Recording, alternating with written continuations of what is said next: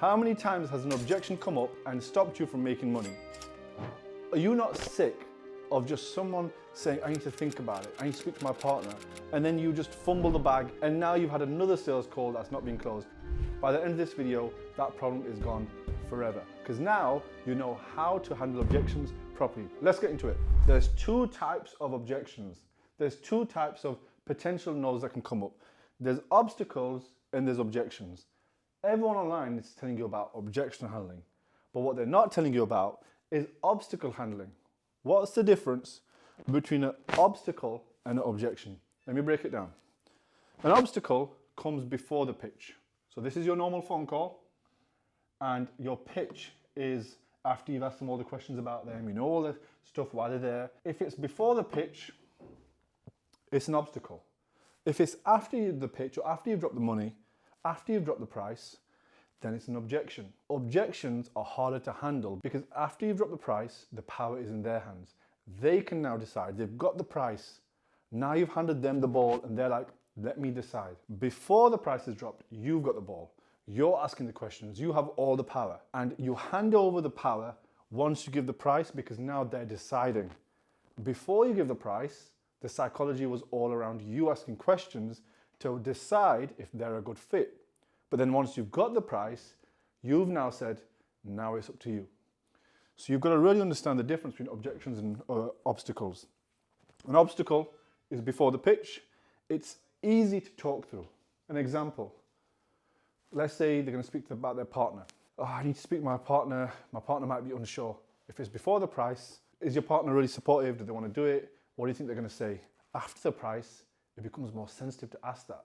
You can ask those questions. You can be like Andy Elliott who's shouting at someone and saying like, man, you need this thing. What are you gonna do? If you don't buy it, your life is gonna be shit. You know, realistically, in the modern day where everyone sees all this stuff on Instagram, you've just gotta be more sophisticated and you've gotta be able to know the difference between objections and obstacles. An obstacle is after the price and it's early in the call. An obstacle is quite early in the call. It can come up, just say something. You're like, hey man, I see a potential obstacle. I know that I can prevent this. You talk through it. After the price, it's an obstacle. So now you understand the difference between obstacles and objections, but let's truly understand what you need to do when an objection comes up. When an objection comes up, it's all about your mindset. Amateur mindset. Oh shit, Dave said no, I'm now not a good closer, it's me, I'm personally hurt, I can't do it. A professional never takes it personal. They always move forward. So when they say no, you're thinking about how do I get over this and move forward. The mindset is, how do I step over this and move forward? How do I crush that objection and move ahead of it? Then you disarm them with your tone. I'm going to change my tone and I might be concerned. I might be curious. I might say, what do you mean? I might be confused. I can disarm someone with my tone of voice. And then the next mindset tip is it's about them, not you. So it's linked to them, to you taking it personally. But the mindset, this is brains, not balls.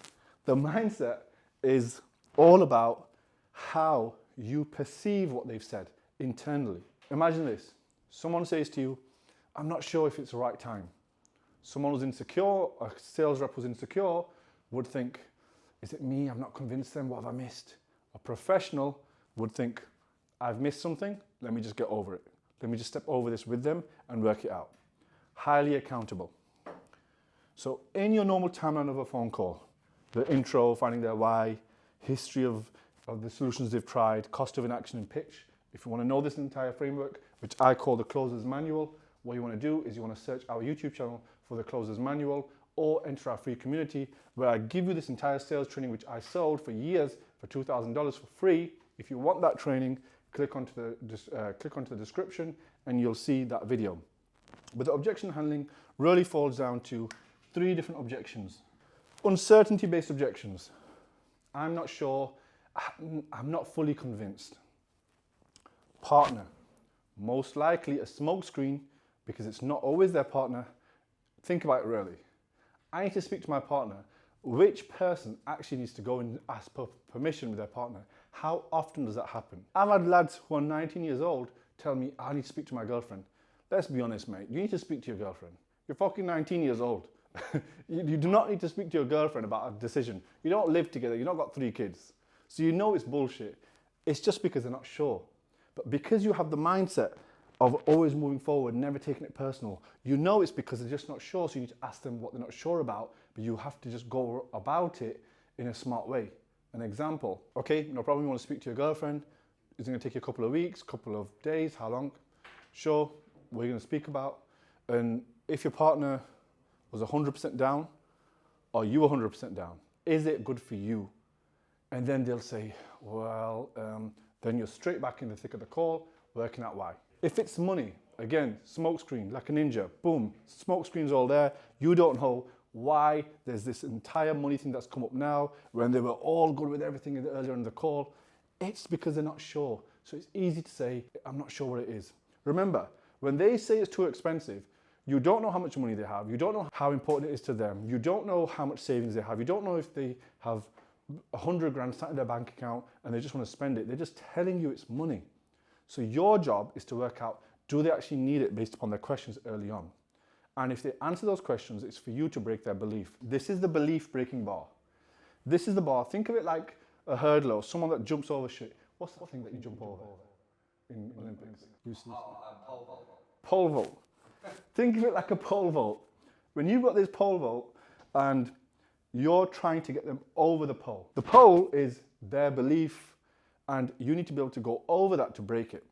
Most people are under the pole and they're going to miss it because they've not really broken that belief to pay the price to be able to do the thing or give you the time to do the thing.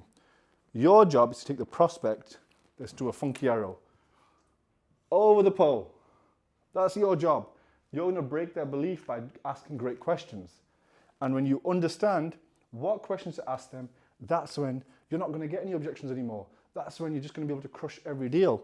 Because prospect comes in, they don't truly believe it, this bar's there, they're like, oh mate, I can't do it. I've got to think to my partner, I've got to speak to my partner, I've got to speak to my mom, my dad's going to slap me if I do it, all this stuff's going to happen. And then what you're going to do is say, tell me exactly what's going to happen. Break it down for me. You ask them questions, you go through it, you ask the what, why, when, who questions. Then all that happens is like, yeah, you know what, you're right. My dad's not going to slap me. I can actually do this. I can actually be able to invest in this program. And then what happens is they go over the bar and you've broken that belief. If you can break that belief and keep your mindset and understand the 3 levels of objections, and you know obstacles and objections and the difference, you're crushing every deal. You're unstoppable. No one's going to say no to you because every time you get a no, you just sidestep it and you're straight over. You break their belief because you never just let down. You're always moving forward. And that's all you need. If you think I've missed something, if you've got any questions, if you're not sure about something, put it in the comments below and I'll get back to you personally. If you want to see more videos like this, the link in the description will send you to our free community where you can get our entire sales training course that we sold for $2,000, but now it's for yours today for free, so you can be sales trained because I truly believe everyone should be able to access sales training for free so they can influence and persuade themselves through life and not be broke anymore. It's yours, so go and get it. Catch you in the next video.